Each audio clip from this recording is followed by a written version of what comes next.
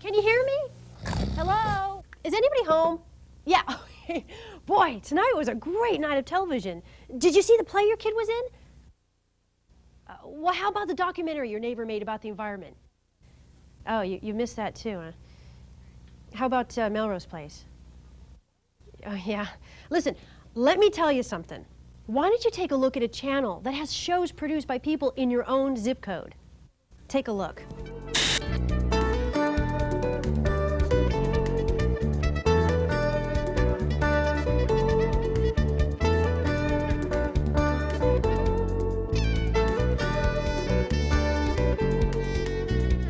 So we're here today live from our new all-digital high-definition studio, and we are celebrating 25 years of serving our community. A long, rich history here. I mostly am here to say congratulations, but also thank you. And also, just one more observation or pair of observations. These are challenging times in a lot of ways for local access, but I want to suggest that they are the most important of times for local access for two reasons. We all know that institutional media is struggling to get the job done. They have been hollowed out, the resources are gone, and every time you open a paper or watch a news broadcast, you know that there's less and less about what's really going on in the day-to-day lives of the communities we all come from. And you ask yourself, how are we going to share that information? How are we going to convey that knowledge? And the answer is the Media Center is going to help us do it. You might be interested to know that over the 25 years, we have broadcast live 30,599 hours of government meetings. They like to talk. All the fancy equipment we might get, that's not what makes the vibrant community stage. That's not what makes the success that we've made out of MPAC. This is a people thing, and it's very much dependent on these people, those of us here tonight and the thousands who've worked on shows and made shows over the years at MPAC.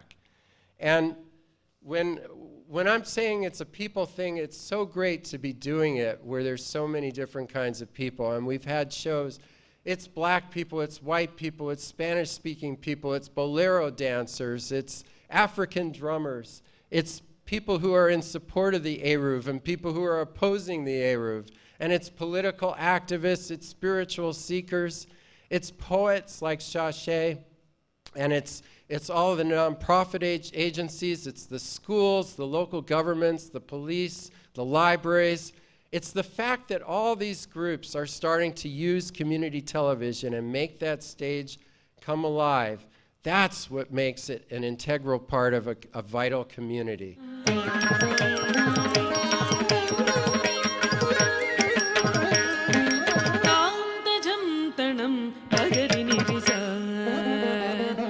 So in my world and in my work as a poet laureate for the city of East Palo Alto, the thing that's so profound for all of us is to stay connected to the power of love. So long ago I wrote this: I believe in love. I believe in love how I believe in love. Because a man and a woman are still the core, and we've got to start loving each other more. We've got to stop waging this war and start being what we should be for.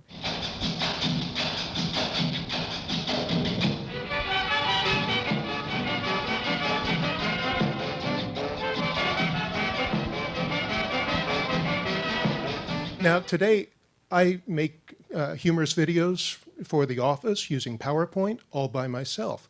I can use a flip camera and go out on the internet, be seen all over the world by myself. But this is the only opportunity you really have to get together with a group of creative people and create something for the entire world. So one of the things that we did, we started this group called Teens for Christ. And Teens for Christ, like the name applies, it's teens, it's young people who are looking for an opportunity to have a platform to get their messaging out. There was a group out of Birmingham, Alabama. A pastor came into town, saw the viewing of Teens for Christ that took place here, and took the motto not only to Birmingham, but he also brought the team of leaders of Teens for Christ out there to train the youth in their community. So once again, kudos to the Media Center and all the work that you do here. This has been a great place, and so this is something to all the parents in this community. If you have kids, they need a creative outlet, and the Media Center is as important as the library in our society.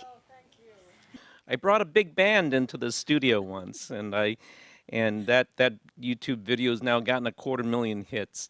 So I really love the fact that this place gives a voice to the community. And so whenever I see a connection to be made, well, I bring them into the studio and let them tell their stories. And that's what I love about this place. Every year, this is our 9th year, we ask the general public, which is you, to give us nominations for people who have fabulous, important, inspiring stories to tell, who kind of fly under the radar.